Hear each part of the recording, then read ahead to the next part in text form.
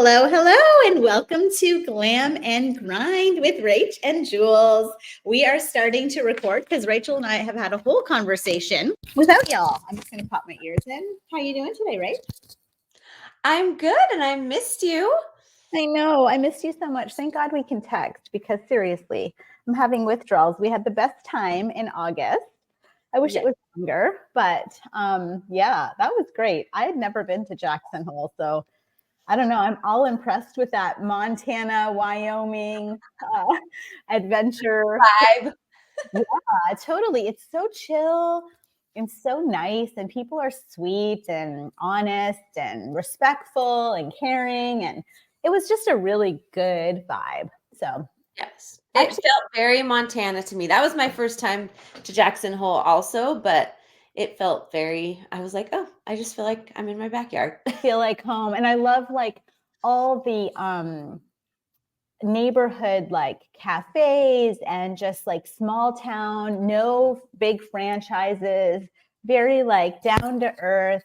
I don't know. It was just a really good feeling. And I actually had a lot of folks from our group that were like, Julie, that was the best location, the best vibe. Everybody was chill. I think everyone got to really like tone down, you know? And so, yeah, I'm definitely thinking we need to do another one of those for one of the three next year. Yeah, I think we're going to. Both checking out, well, as you know, they've been talking. So my husband and Rachel's husband are having bromance.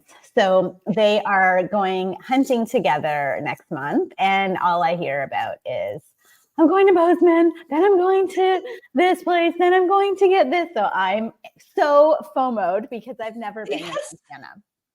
And he's doing the Montana tour because he's flying into Bozeman and then they're doing a hunting adventure and they're going to, I think they're coming through Helena and then they're going to Great Falls. So he's going to get to see, you know, all the things. But I know, I'm hearing about it all. So total FOMO over here, girl.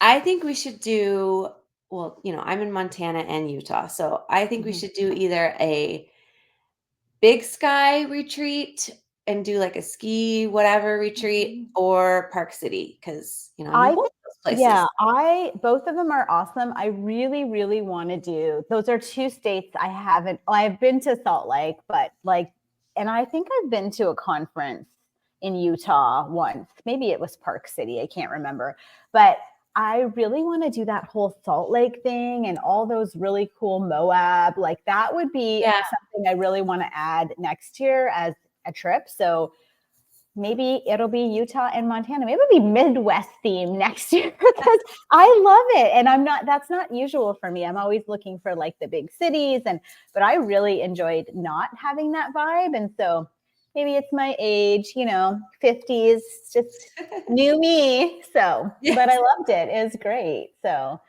yeah.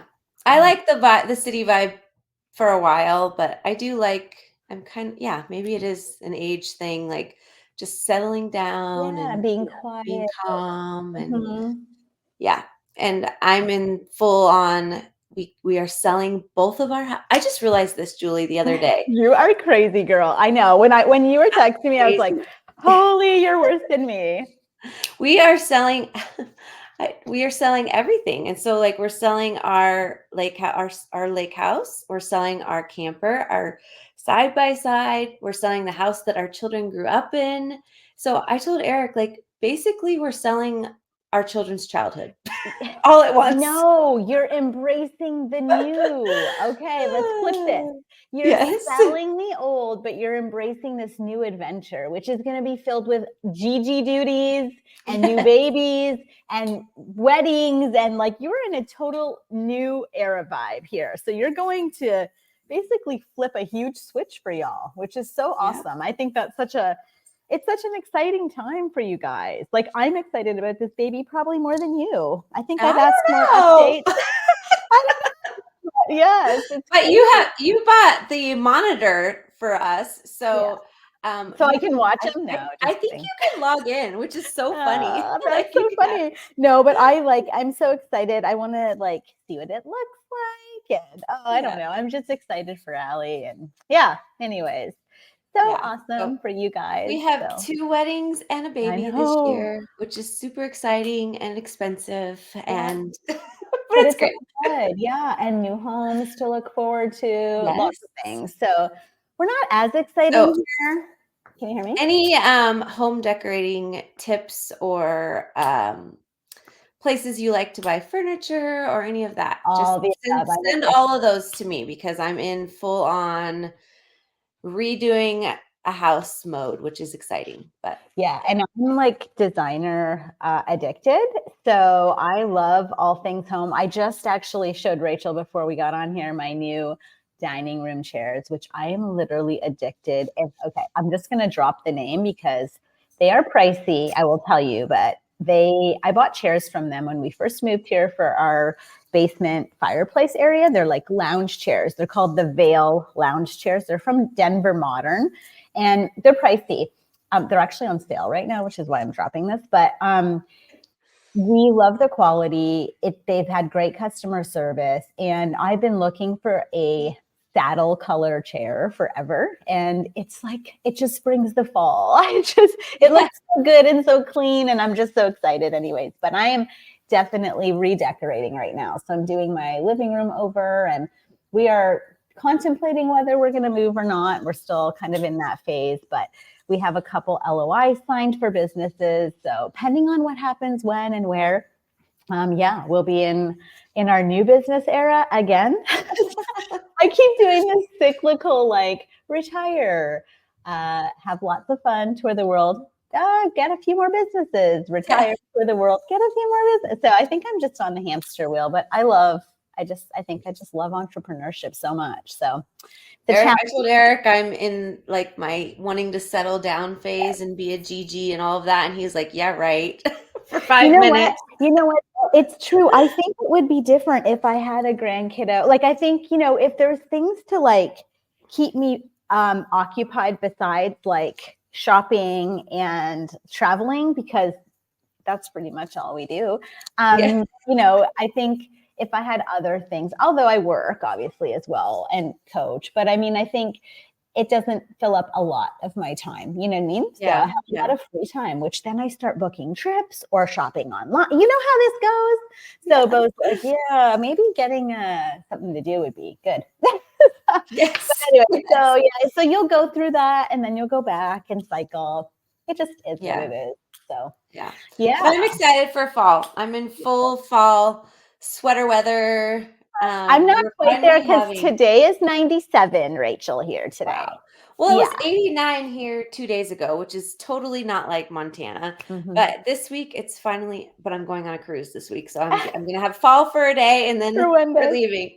Well, and funny enough, it's supposed to be 40s here, like coming up this week. So I'm like a 50 degrees, like that's what we had. It's supposed to be, it's 39 degrees right now and it was 89 degrees 2 days ago. Okay, so we're totally getting what you have in 2 days from now. They said like by Wednesday it's supposed to be 40s.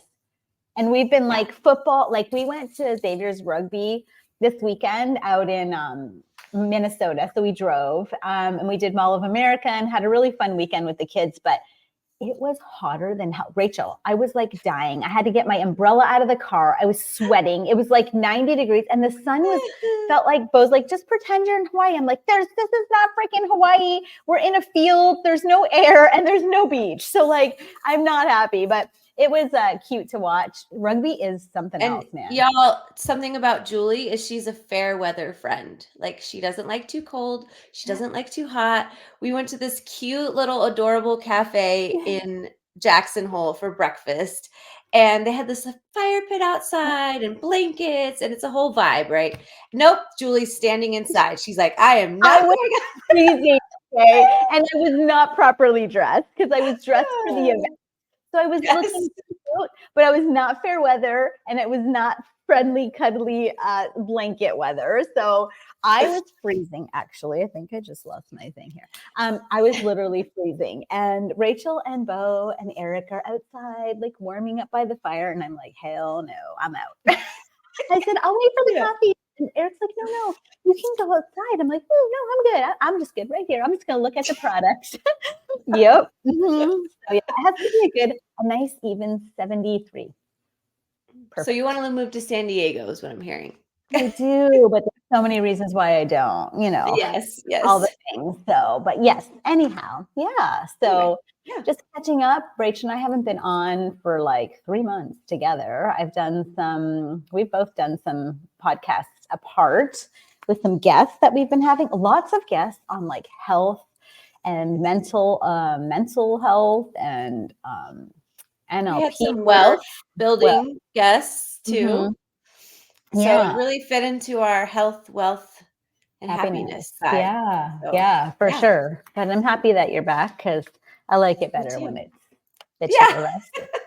It's a lot more. Yeah. Whenever we have a guest, I'm like, I don't know this person, and it's like, oh, hi, because me and you are just quirky and whatever and easy. But yes, yeah, I know. And the other people, you're trying to be like, okay, so, and answering and asking questions appropriately. And I was like, oh man, I don't know if I'm a good interviewer. I just like to chill and hang out. So but yeah. So okay, I have to tell everyone about my shoes. Yeah, you should have brought your shoes too. I know. I need mine. Okay. I told Rachel to buy these. Let's just put this in place. First and foremost, I texted Rachel soon as I found out that Sarah Blakely was doing shoes. I was like, Rachel, get on here. We guessed it at the same time because she did this. Sarah Blakely did this Instagram or whatever, Facebook poll, like social story. Who knows what business I'm starting? And we both said shoes. So Sarah Blakely has a new shoe, a whole new business called Sneaks. And her dream, when was that? Some year, I don't know, that she said it would be amazing if women could have high heels, but were also comfortable. And I'm telling you guys, I just put them on. I just got them. And they are so comfortable. Like literally just feel like tennis shoes. Like you forget you're wearing heels. And the bottom have like this awesome traction. So you're not going to be like sliding all over the place. So definitely, yes. 10 out of 10. I've had mine for about a month and mine are silver. I got them a little bougie because I figured I'd wear them like with dress up or jeans or whatever, but I do love the green now too. So I may have to get 2 pairs.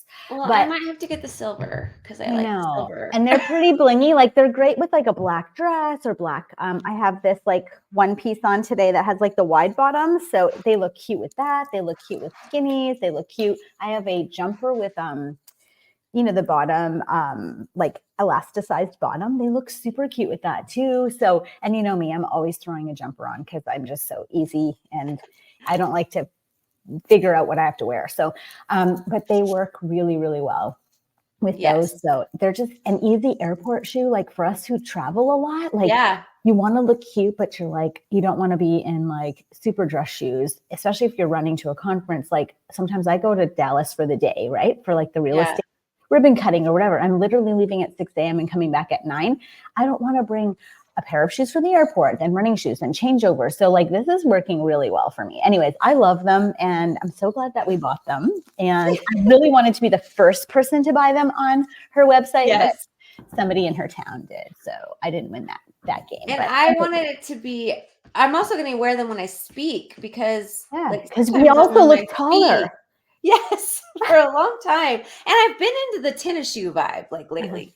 But these are like heels and tennis shoes. So it's a win-win. So I love them. Oops, I'm the whole thing is turning around on me here. But I love them. And I think we definitely need to shout out to Sarah Blakely here. And I'm tagging her in this live because she is just awesome. She's always been one of my go-to female kick-ass entrepreneurs. Like I've always respected her. She's just got a really good, honest vibe. I love how she treats her people. I love Jesse. Seriously, her husband. We did a conference with them, not a conference, an event with them at their home. And like, it's just, they're incredible people, like super incredible.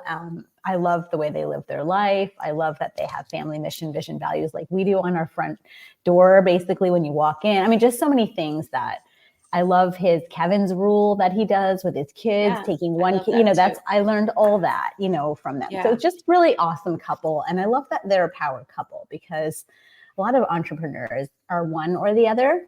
and having two, people building an empire, sometimes simultaneously, sometimes on their own. It's really kind of a cool, and all the kids, right? We have 4 kids, all the things. So anyways, that's a good segue into what we planned on talking about, because the whole power couple thing. And we are going to have Bo and Eric on here, by the way. They're both busy today, but we are planning. I'm sure they're so thrilled. They should maybe they could stream in from their hunting trip. Yeah. Yes. that would be funny. But our power couple thing. Julie has an amazing Wealth Masters group and coaching group, but it's full. What I love the most about it, and also my husband does, I mean, there's lots of things, but is that it's full of power couples. And we have learned so much, and we saved just recently our 2023 taxes. Whole computer just fell off the thing. Completely eradicated our taxes for 2023, which I'm super excited about, and would not have done that or known how to do that without Julie and her group. So we wanted to talk a little bit about that because we are in Q4, y'all. Mm-hmm. So we're getting ready to end the year with a bang. And this year we had a lot of acquisitions, and we're going to be buying some more real estate and things like that. So our taxes are going to be good this year, but last year we were, whatever. So anyways, but my husband is what's called a real estate professional. Is that what it's called, Julie? Yes. Yep. We got him real estate professional status. Real estate professional status. And so that means that you have to work at least 750 hours a year on your real estate holdings. And that could include maintenance, paying the bills, meeting with contractors, like anything that you need to do to help with your real estate, right, Julie? Am I saying all of this right? Yeah, pretty much. I mean, there are some parameters you have to follow and some guidelines for sure. I would speak to your CPA to see if that's the best route. Obviously, we're not CPAs on here. We're just giving you what we're doing, personal advice. But yes, absolutely. And so if you work the 750 hours in your real estate, meaning, like Rachel said, repairs, maintenance, accounting, you have to self-manage your real estate, I guess, is that the best way to put it. And if you do that for 750 hours or more, then you have an election on your taxes that you can use called a real estate professional election. And it's just a checkbox, but you have to have the backing for that checkbox in order for you to be able to eradicate your active income tax, or not eradicate it, but definitely reduce your active income tax via that election. Now, to make that election, it's really easy, but it is a challenge in terms of what you need to back that election up. So we have to get something called the Real Estate Professional Tracker. That's an app that you, on your iPhone, just go ahead and download that app. And you basically have to log all of your hours and activities that you're doing around that real estate, so that if you're ever audited for real estate professional status, you have to make sure that, everything you've done in those properties or for those properties is properly logged. So that's really the trick of the real estate professional status, is making sure you have very clear and concise documentation of everything that you've done to prove those hours. That's really where I would say is the most important point. There's a lot of guidelines around it, but that's really, I think, if you can be clear and concise on your hours and the activities that for that election, then that is a really good option for you to use, because there's not a lot of things that eradicate active income, right? And so in our group, we have secrets we're not sharing on here today, but that is one of them that we do. Yeah. And my CPA did say that you are flagged-ish. You can be flagged for an audit if you claim real estate professional status. So you do have to make sure that you're very good with your records, and all of that. So yeah, I mean, you can be flagged for anything and you can be audited for anything. I think the real challenge is if you're not being honest about your election. So you have to be honest. You have to make sure that you are doing the work behind it, not just doing an election for 1 year and then the next year you're not doing the election. That would be a flag, things like that. So I like black and white deductions because gray deductions are harder, right? Like if you've got to prove stuff, it's harder. So if it is a deduction where you're taking it like a real estate professional deduction, I wouldn't take it for 1 year. I would take it for numerous years. Make sure you're showing all that for numerous years. And you guys have enough property, both commercially, and now you will even have STR property that you can use for that. So there's a lot of ways, like I said, some tricks and tips we teach in Wealth Masters. But one of the big things is, yes, I think the main thing of Q4 is plan your tax. Like get a tax strategy, talk to a strategist, a tax strategist. Don't just do a quick book tax, what are those called when you go in H&R Block stuff? Like, oh yeah, no. Don't use any of that. You're leaving a lot of money on the table by using people that don't know about how to eradicate tax. And you really need to pay. If you're in a certain income bracket, I would say anything, over that 150 bracket, 200, you can start doing some of those minor elections. If you're over 250, if you're over 500, you need to have a tax strategist, period. Not only for the year you're in, but for planning forward. I think people don't realize. I mean, Rachel, how much tax did you save? I mean, we're talking hundreds of thousands. Hundreds, yeah.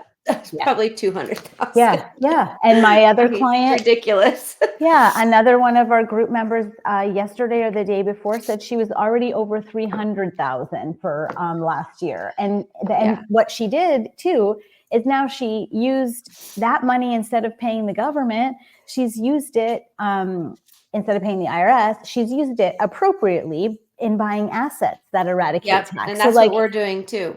Yeah. So and you're our not goal just is losing the money, increase our investments every year from now on, and this is all stuff I learned that I had never known before.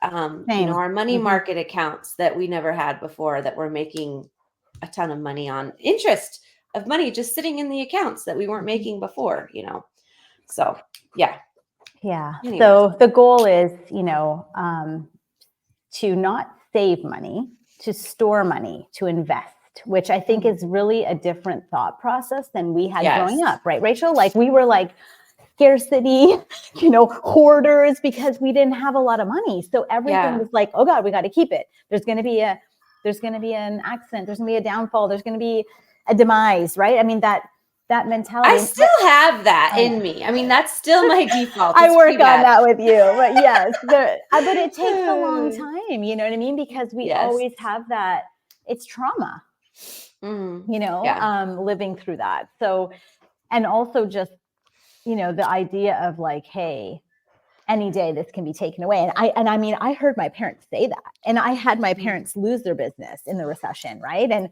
I watched all that disaster. So I'm like, I have scars and trauma from it. So it's definitely hard. But I think once you can realize the positives and the potentials that you really can have, you have to think like a rich person. I mean, and that's what we didn't have, right? I mean, we weren't rich people. So rich people think differently. I mean, what are your thoughts around that, Rach? Yeah, I mean, it's the saying, like, rich people buy time. And so when you're reinvesting in all of that, it's saving you time in the future. Like you said, hiring a tax strategist, all of these things that you're doing. We just hired a CFO, a fractional CFO, which was scary for me because it's spending money. But again, I'm buying time, but also I'm also buying strategy that I don't know. You don't know what you don't know. So that's the other thing too, and that's, part of Q4 planning. You have to be looking at not only Q4, but you need to be playing offense, not defense. That's one of the things that I've really worked on this year in business, is to learn to always be on offense, not on defense. And I'm working with a client right now that's on defense. And I'm like, okay, we gotta go back, and also not only go back and play defense right now, but also play offense for next year. So like, what's Q4 going to look like next year? Just looking at that strategy.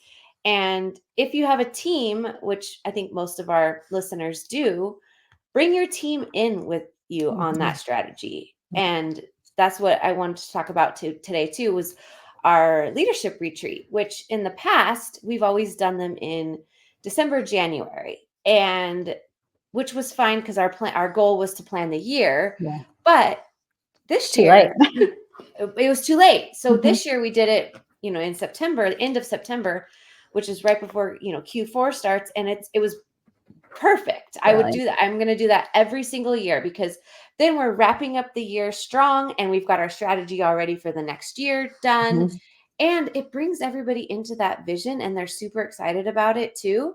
And then they've got their goals. And it's not, us from the top executive team being like, oh, what's your enrollment look like? What's your sales? What's your this? What's your this? It's everybody's excited to really get on board and, get those goals and tasks done. But looking at also the big picture, how much money are we leaving on the table? Like we did that exercise, which in the past we've always been full. So this is like a new thing for us. But they loved it because they're like, oh my gosh, that's a lot of money. Like what can we do if we pick up that money on the table? Like what can we do to our schools? What can we add to our teams? What, things can we add just by picking up that money that's on the table? And then they're getting creative and brainstorming on how to fill all those holes.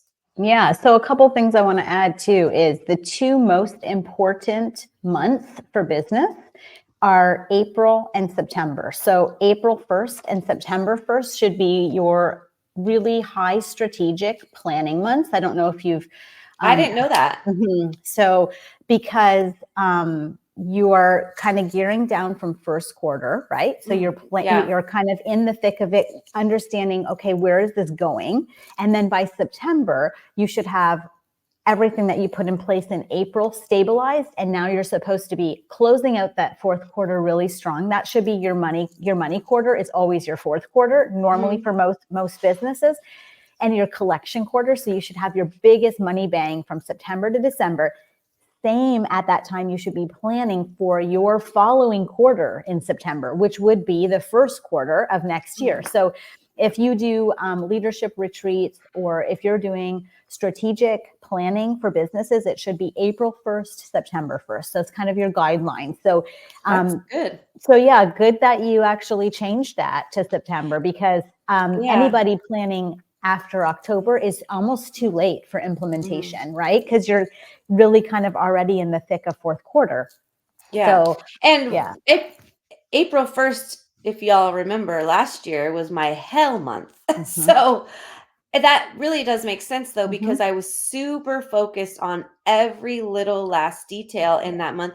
And that was also the month that Jen and I spent a lot of time together because we had so many acquisitions. So we were in heavy planning mode. So that makes sense. And now I feel like with you saying that I'm going to make our executive planning retreat in April. It should be. And then, our leadership in September. That's a really good idea. Yeah. So it should always be April, September for high strategic planning. Like, of course, you do your same L10s, you do your monthly quarterlies, all that stuff.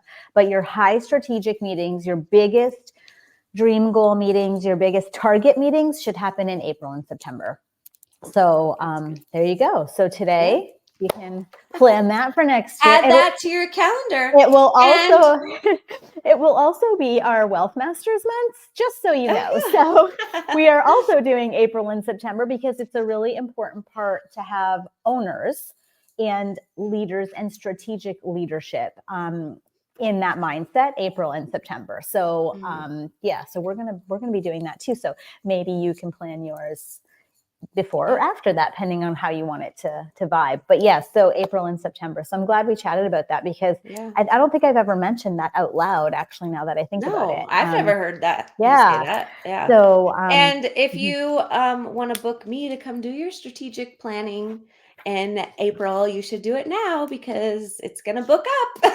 It is. Yes. Rachel books up quite a bit ahead of time. So you got to get on. And people keep asking if we're accepting new folks for Wealth Masters. I will know by the end of this month. Actually, it's October tomorrow, but I'm going to call it October today because I'm done with September. I'm just moving on. So by October 31st, I'll have all of our returning Wealth Masters. I'll know whether they're coming back or not to see how many spaces we have opening up. I know I have about 15 waitlisted right now. And I have some friends of folks in Wealth Masters for referrals to go through. So if you are interested, definitely thejulieroy.com.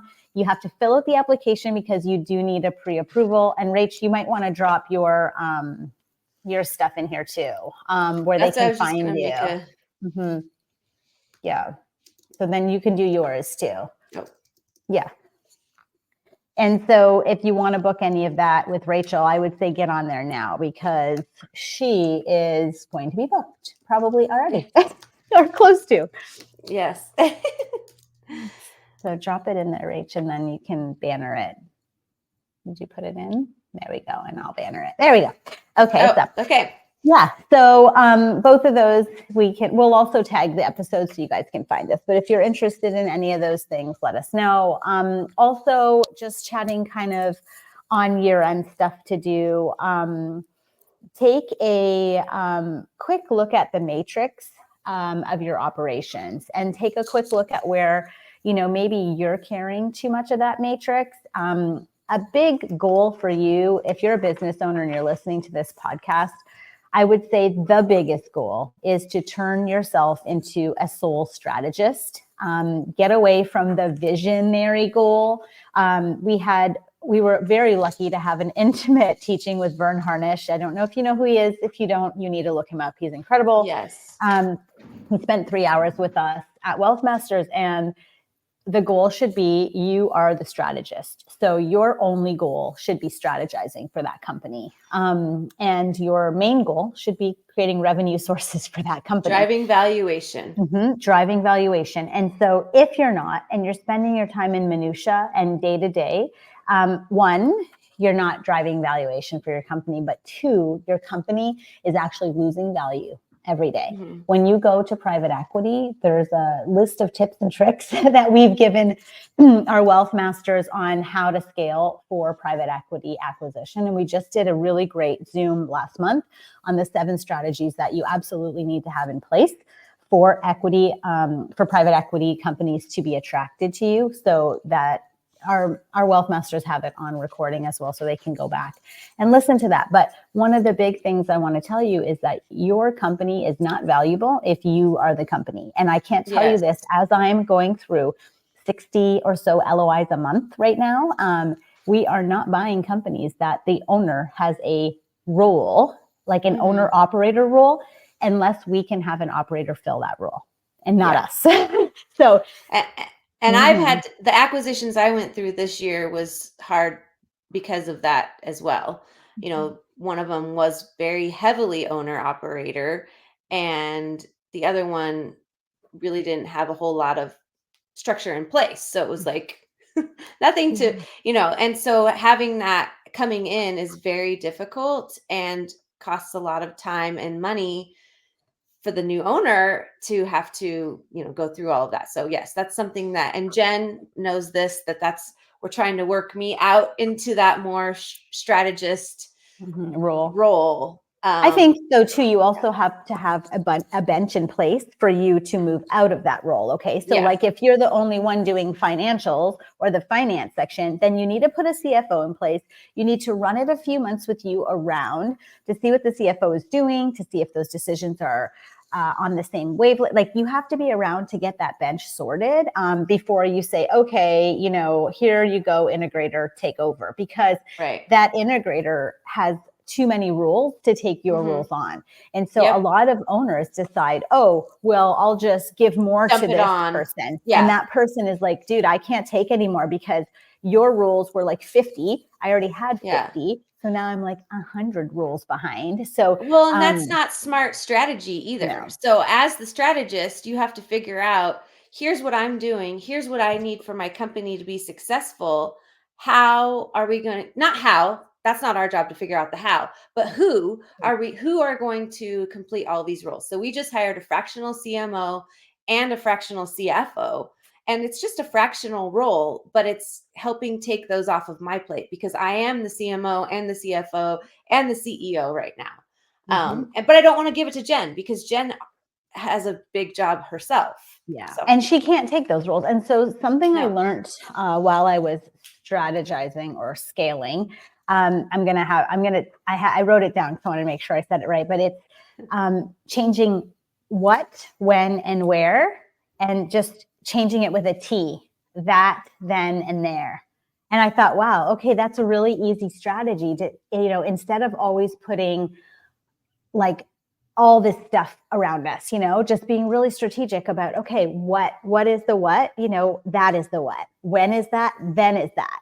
Where is that? There is that. So like finding those holes to fill with just changing a W to a T. Like it's a really easy thing, right? So if you just think of it that way, problem to solution. Solution-based thinking. Yeah. Yes. And so, but yeah, don't overwhelm your integrators and be like, hey, I'm out, because that also you'll lose your company. I've seen so many. Or you'll lose your integrator, because that's what I've seen also, is that the integrator's been too overwhelmed. But they don't have they're not built to be a strategist. No. That's not, if you have a really good integrator like I do, her strength is not strategy. Her strength is implementation. Her strength is is the how. It's the detail. I tell her the what, and she figures out the how. She's great at it. Yeah. But if I were just to be like, see ya, peace out, she would struggle with the what. She would. Well, and that's okay. Where's the direction? It's your company. So like the company has to have direction. The whole idea of the owner is the strategist role. If they don't know what the strategy is, and they're not the person to implement the strategy, it's not a CEO rule. It's a COO rule. That integrator is the COO, is your details, is your trees to your forest. They shouldn't be manning the forest, right? They shouldn't be, they're fighting forest fires and managing the trees. And so I always feel like I am not a detail-oriented person. I'm a very big thinker. My largest strength in my Gallup is I'm a futurist. So everything for me is strategy. And so I can't be an integrator. I'm a terrible integrator because that's not how I think. It's not how I even vibe. If I don't have that rule to do the details and to do the how, I wouldn't be able to be successful for sure. So I talk about this in my book, which my book is coming out this quarter too, y'all. So excited. I'm so glad you accomplished it. I know. Finally, we'll talk about it on a different episode. But in my book, I talk about the fact that I'm a terrible operator. Like when I started my business, when I was owner, operator, all the things, like I didn't keep track of receipts. I didn't keep invoice. Like it was horrible. It was embarrassing. So, I've had to learn the hard way, but I'm also that I can literally see it. I can see exactly what's going to happen. And I have the best operators in my company because they take the vision and they make it come to life. And I love that. And they love it too. And so that's part of that Q4 strategy, is that painting that big picture vision, that future, like you said, that future, this is what it's going to look like. And I did a really fun activity with my team this year, which we do it similar every year, but this year we did it a little bit different, called future pacing. And we did it more in role playing than just like writing it out. So we rented this beautiful oceanfront beach house in Myrtle Beach for my whole leadership team. And we had Lori Buxton come and speak to us also. And they went out onto the beach, wherever, found some beautiful, inspiring place. And I told them to imagine 3 years from now, this is who you are. This is what the company looks like. This is what your role looks like. This is what your team looks like. This is, and I said, be super detailed and talk like it already happened. And so then they came back and then we role played that. And, I said, like, Claire, we're out to lunch in San Diego because we just went on this really great excursion with our leadership team because, whatever, just painting the picture.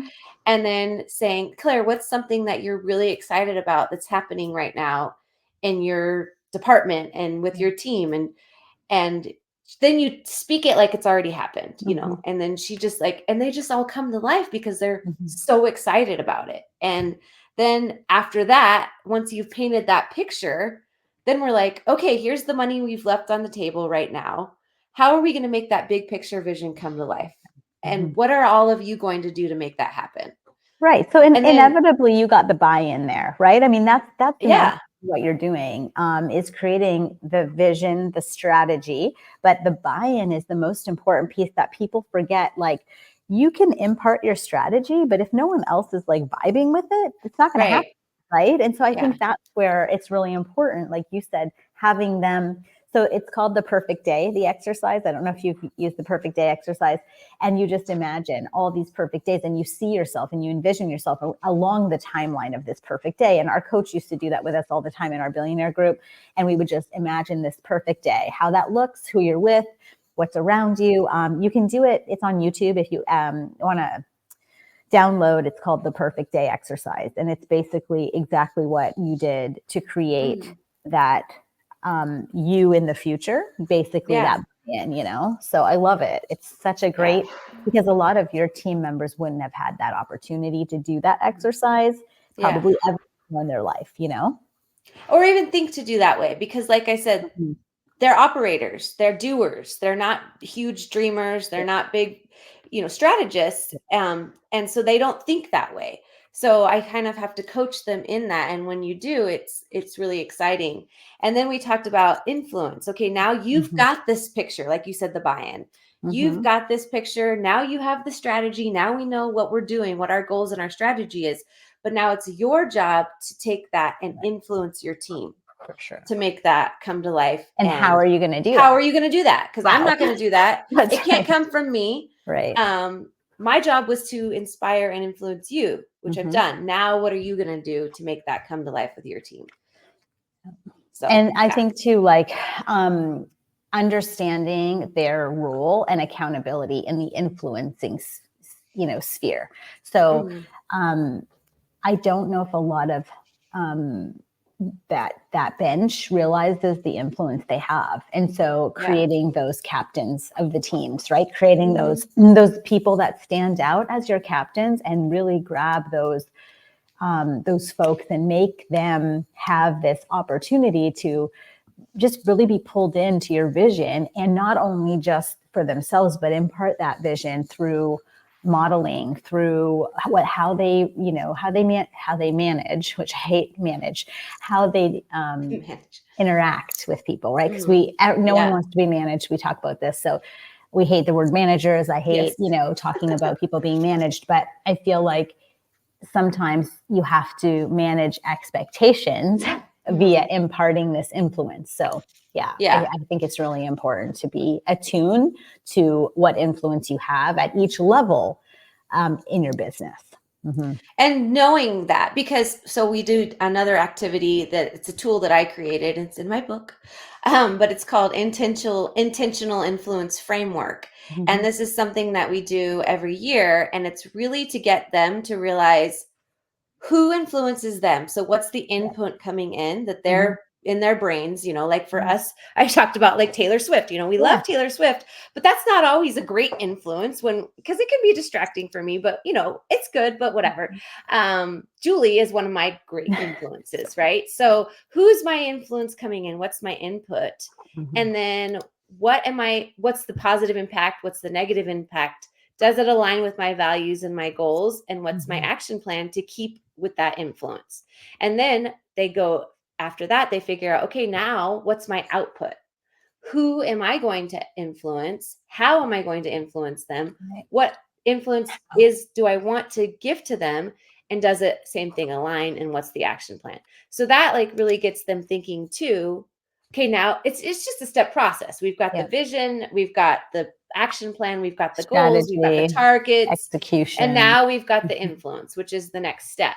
And a lot of them, that was a hard exercise for them, because they were like, well, I don't know who my influence is. I don't have good influencers in my life. I have you, like they don't have the Julie Roys, and they don't have the, the people that they've really, I've surrounded myself strategically with strong influencers. And that's something that I want to teach them and coach them to do as well, because then they become a strong influencer. You can't become a strong influencer if the input coming into your life is TikTok and, whatever else. Well, yeah.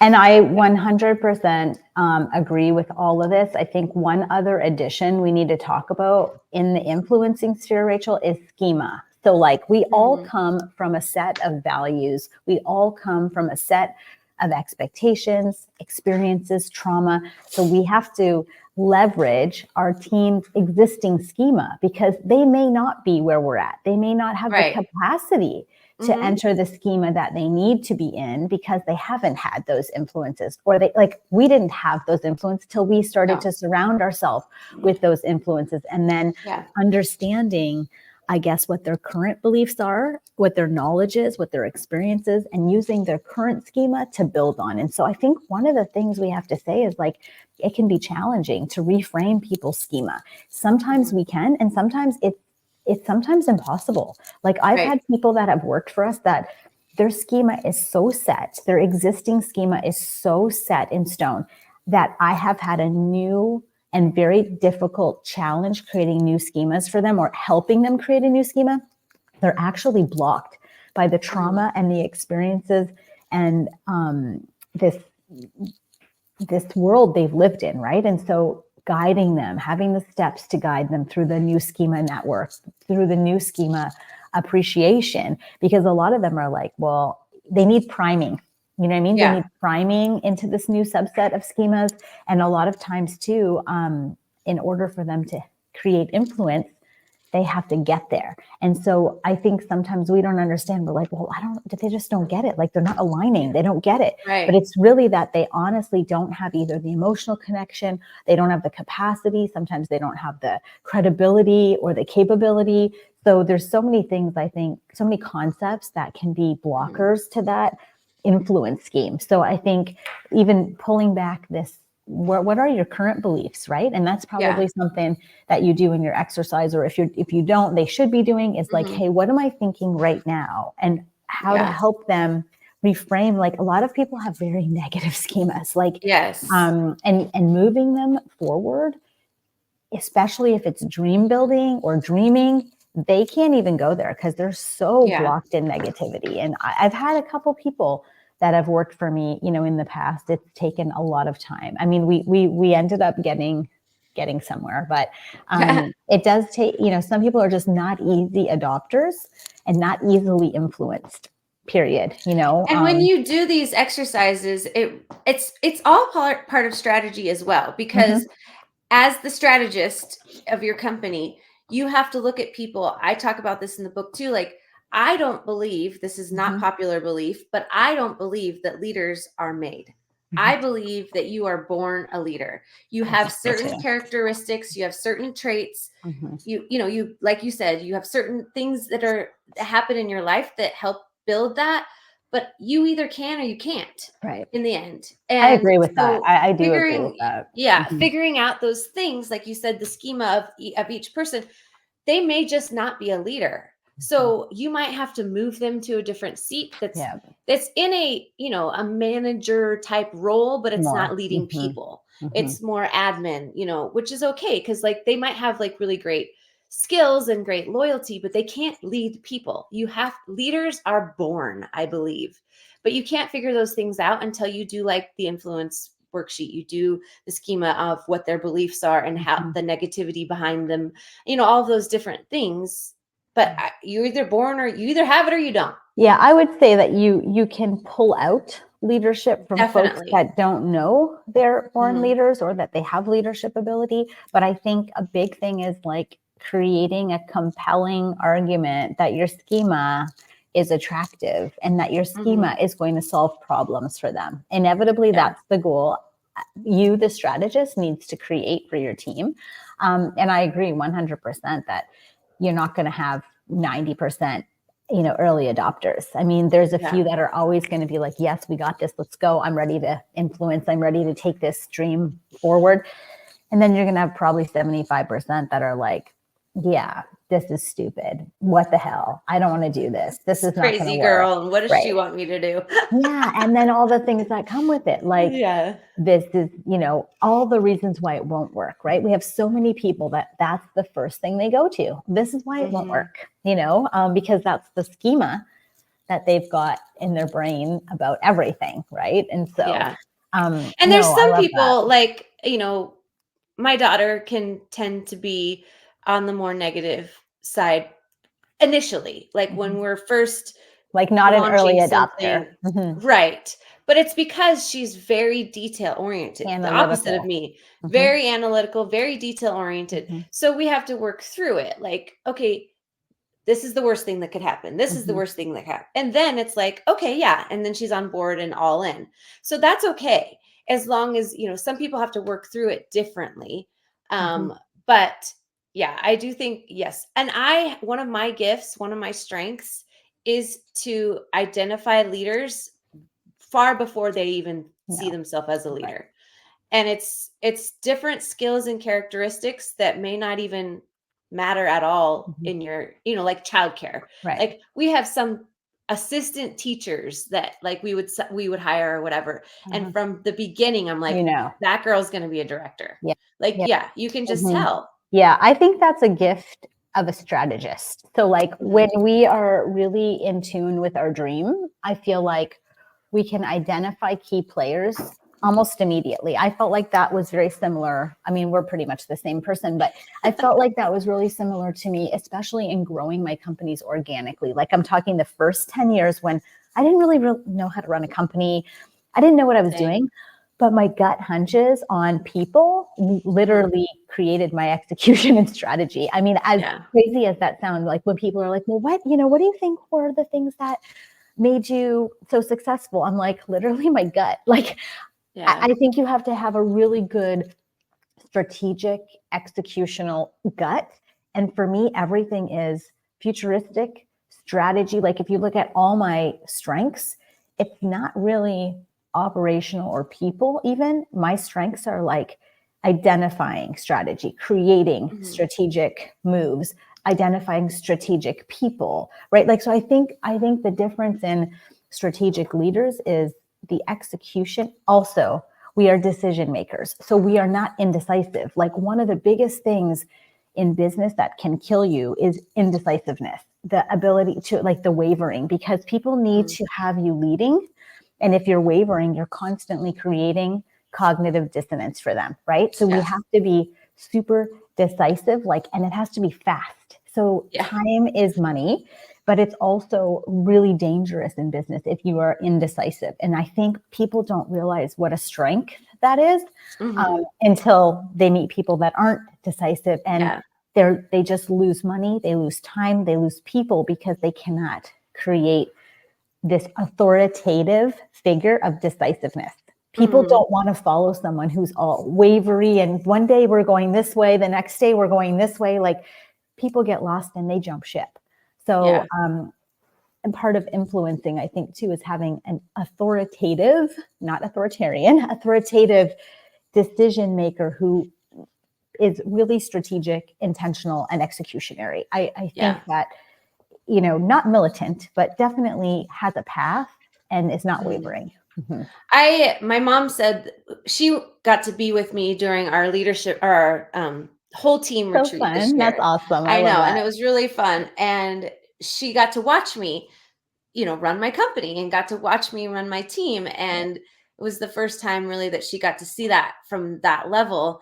And she was like, I just think it's interesting. A lot of times people will come up to you and they'll say, what do you think about this idea? Blah, blah, blah, blah, blah. And it's like fast, we're like in the middle of whatever. And I'm like, go for it. And she's like, it's just interesting to me that you were constantly like, go for it. And I was like, why do you think I do it that way? And she said, because you're empowering them and you're telling them it's okay to try something and it's okay to make mistakes and you're going to back them if they do. And I'm like, yes, exactly. And also, when you say go for it, Rachel, you give them not only empowerment, but you give them the accountability. You're saying, you're going to take that on? Awesome. Go for it. Yeah. Like that means I'm not being a part of that. Like I'm not going to take that role. So I think that's also though as much as it's empowering, it's very strategic, right? On our part. I don't want to deal with it. We're like, oh, we need another project. So awesome. You can do that. Go for it. Right. I used to say that too. Like, great. If it was going to be detrimental to the company, obviously I'm not going to say go for it. But I think in general, if they mess up or fail or whatever, to me, it's not failure. If you tried and you didn't quit and you kept on trying to find a solution for it, it's not a failure. And sometimes failures, like I always say, rejection is protection. I say that all the time. I say that about deals. I say that about the LOI that we spent 3 months on. And in the fourth month, it fell through and I was really pissed. And I said, no, you know what? Somebody bigger than me is protecting me in this, right? And so sometimes rejection, I mean, I often feel like rejection is protection. And part of that is failure. Some failures are rejection showing you that it's just not for you, right? And so I think when you're saying go for it, you give them all that ability, but you also give them like, hey, that's yours. I'm transferring the responsibility to you. That's what And Beth Cannon always says. Yes. I'm transferring it to you. And now you are the executionist of this. Right. And keep me filled in. I used to say, yep, keep, make sure you keep me posted. Right. But I'm not going to be the one doing it. Right. And so I love that. I really love that. And I love how you run your companies. I think you're a great leader. I mean, not because you're my friend, but I've always admired you really have a strength for leadership. And you have a strength for imparting leadership. Right. And I mean, that's what you do. And I understand that's what you coach and all the things. But there are people that just naturally do that and are really great at that, right? The strategies, the execution, all of the things around leadership, you're naturally gifted with. And I think that's why your team always succeeds, because you give them all of the things that are needed to be an extremely cohesive and responsible team, And I think that people don't realize the work it takes, all the stuff behind that though, right, Rach? Like, I mean, they just see what's happening on the outside of your company, but behind the scenes, like the BTS is like a lot of behind the scenes blood, work, right? sweat, tears, sleepless nights, all the things. But we finally, alignment was our word this year, because we do a company word every year. And alignment was our word this year. And I feel like in Q4, we have finally aligned with all of these new acquisitions. Well, hallelujah. And you had a lot of, so I love the word alignment for you for this year, because you had a lot of different people's dreams, goals, visions, strategies, execution, people, cash. I mean, you just had a lot of things in each acquisition, but also post-acquisition, right? To sort through. I feel like there's another client of mine that comes to mind, and I see her going through this and I'm like, you're almost there, girl. Like, she's doing so well at getting through these pieces. And I'm like, I see the vision, like I see her vision now being imparted, right? It's just so hard when you're in it, right? Like even you, I'm like, Rachel, just like stay the course. You got this. Like, you know what you want.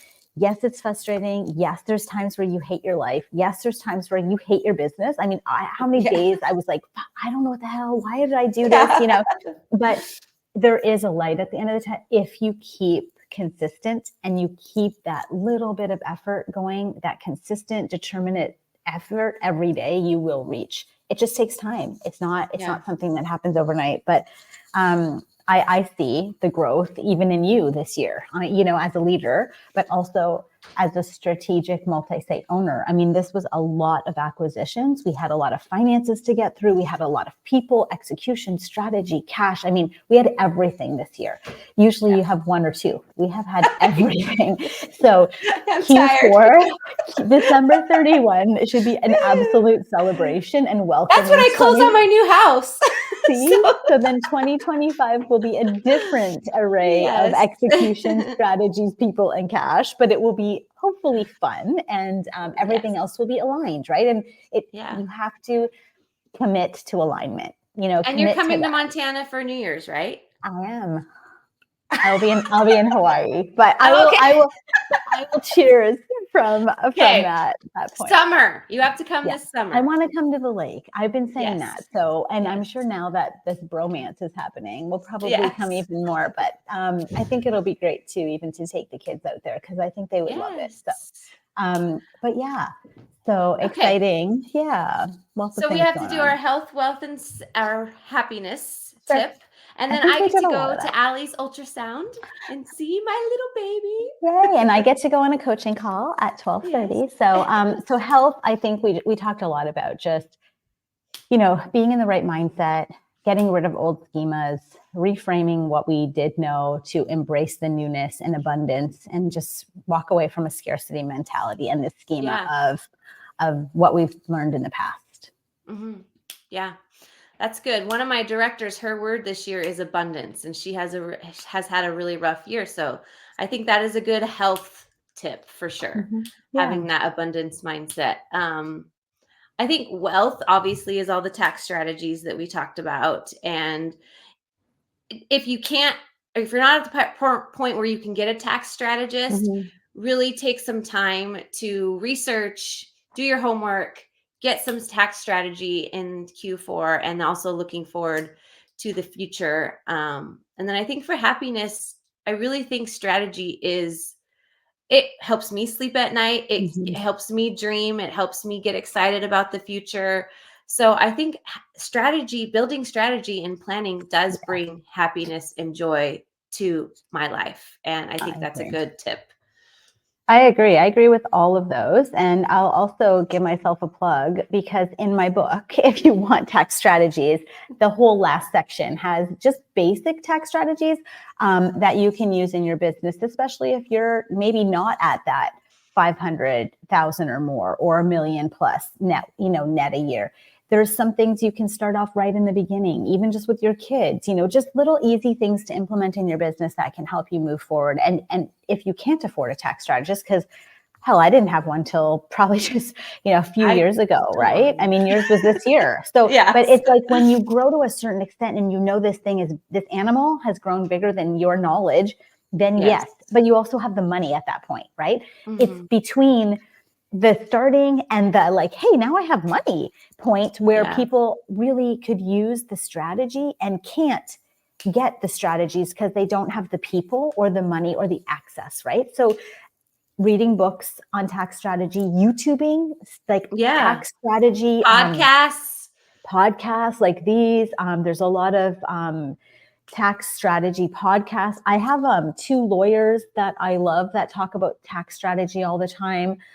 They also get they also get political, but they don't represent either side. They just tell you about which tax strategies come from Democrats, come from Republicans, which ones they would be keeping if they voted, because I like to be informed about what I am voting on as well. And so I think it's really important not to just pick the person.